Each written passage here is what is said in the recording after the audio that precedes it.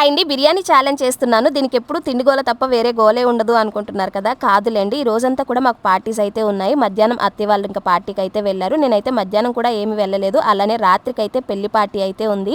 ఇంకా అత్తయ్య మావయ్య పెద్ద పాప అయితే పెళ్లి పార్టీకి వెళ్ళారు. హస్బెండ్ లేకుండా నాకైతే ఏ పార్టీకి వెళ్ళబుద్ధి కాదు. మీరు కూడా అంతే అయితే ఖచ్చితంగా కమెంట్ అయితే చేసి చెప్పండి. మా వారేమో ఆఫీస్ నుంచి వచ్చేసరికి లేట్ అవుతుంది, నేను పార్టీకి రాను అన్నారు. ఇంకా నాకు వెళ్ళబుద్ధి కాలేదు, ఎందుకంటే మా మావయ్యతో వెళ్తే ఖచ్చితంగా త్వరగా రెడీ అయిపోయి వెళ్ళాలి. అదే మా హస్బెండ్ అయితే పేషెన్సీతో వెయిట్ చేస్తారు నా కోసం. మా ఇద్దరు కోసం స్పెషల్ గా వంట ఎందుకు చేయడం అని చెప్పేసి మా వారేమో బయట నుంచి బిర్యానీ తెచ్చేస్తా అన్నారు. ఇంకా బయట నుంచి బిర్యానీ తెస్తా అన్నారు కదా అని చెప్పేసి సాయంత్రం నుంచి ఏమీ తినకుండా వెయిట్ చేస్తున్నాను.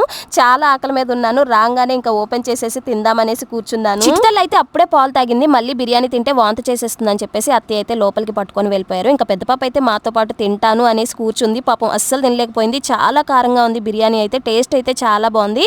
మేము ముగ్గురం కూడా ఇష్టంగా ఎవరూ తినలేకపోయాము. వీడియో నచ్చితే లైక్ చేయండి, ఛానల్ని సబ్స్క్రైబ్ చేసుకోండి.